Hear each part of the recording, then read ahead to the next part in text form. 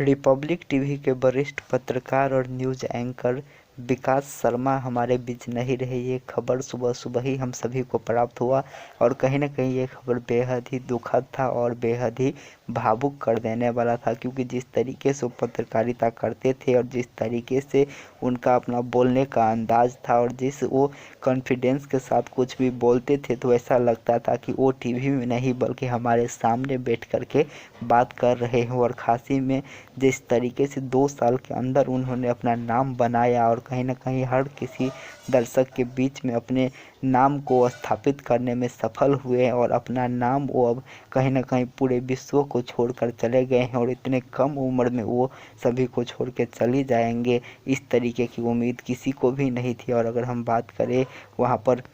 विकास शर्मा की, तो वो रिपब्लिक टीवी के एक वरिष्ठ पत्रकार में से थे और रिपब्लिक टीवी जो कि बस 2 साल पहले ही शुरू हुआ था, उसमें उनका एक बहुत ही अहम योगदान था रिपब्लिक टीवी को खड़ा करने में और इतना लोकप्रिय बनाने में, क्योंकि जिस अंदाज से वो बोलते थे वो कहीं ना कहीं हर किसी को पसंद आता था। और जैसे ही उनके निधन का खबर सामने आया वो सभी को स्तब्ध करके चला गया। आप लोगों को पता होगा कि कुछ ही दिन पहले विकास कोरोना से संक्रमित भी हुए थे, लेकिन कोरोना को मात दे करके वो दोबारा से अपने कामकाज में लौटे थे और उसके बाद अचानक 3 दिन पहले उनकी तबीयत बिगड़ गई और 3 दिन तबीयत बिगड़ने के बाद वो हम सबको अलविदा कहकर चले गए। लेकिन जैसे ही ये न्यूज़, ये समाचार, ये दुखद खबर प्राप्त हुई, उसके बाद जब लोगों की प्रतिक्रियाएं आने शुरू हुई तो उसमें 2 तरीके की प्रतिक्रियाएं थे। कुछ लोग जो कि बहुत संख्या में थे वो तो संवेदना प्रकट कर रहे थे, श्रद्धांजलि व्यक्त कर रहे थे, उनके लिए दुआ कर रहे थे। लेकिन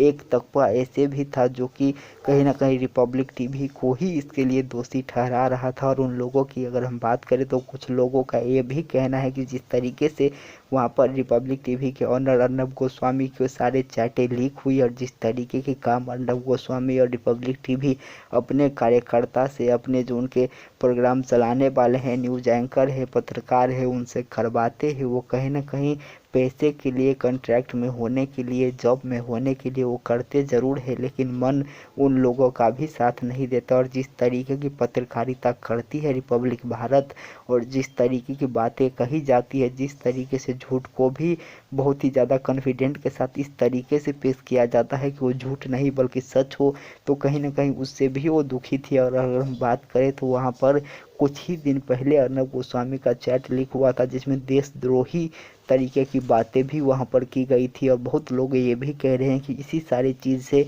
वहाँ पर विकास शर्मा बहुत ही ज़्यादा दुखी थे, आहत हुए थे और उनका तबीयत बिगड़ गया था और उसी के एक कारण थे जिसके वजह से वो हम सबको छोड़कर चले गए। हालांकि हम इसमें कोई भी यहाँ पर पुष्टि नहीं करते हैं और ना ही तो हम इस चीज़ का समर्थन करते हैं, लेकिन उनके जाने से समाचार जगत को और रिपब्लिक भारत को बहुत बड़ा नुकसान हुआ है और वो जहाँ भी हो उनके आत्मा को शांति मिले, यही हम प्रार्थना करते हैं। और एएमए नेटवर्क के परिवार की ओर से दिवंगत पत्रकार विकास शर्मा को हार्दिक श्रद्धांजलि व्यक्त करते हैं और उनको हम सत सत नमन करते हैं। आप लोगों को क्या है कहना और आप किस तरीके से विकास शर्मा को याद करते हैं, हमें कमेंट करके ज़रूर बताइएगा। फिर मिलेंगे, तब तक नमस्कार, धन्यवाद। चैनल को ज़रूर सब्सक्राइब कर दे और बेल आइकन का बटन ज़रूर प्रेस कर दे।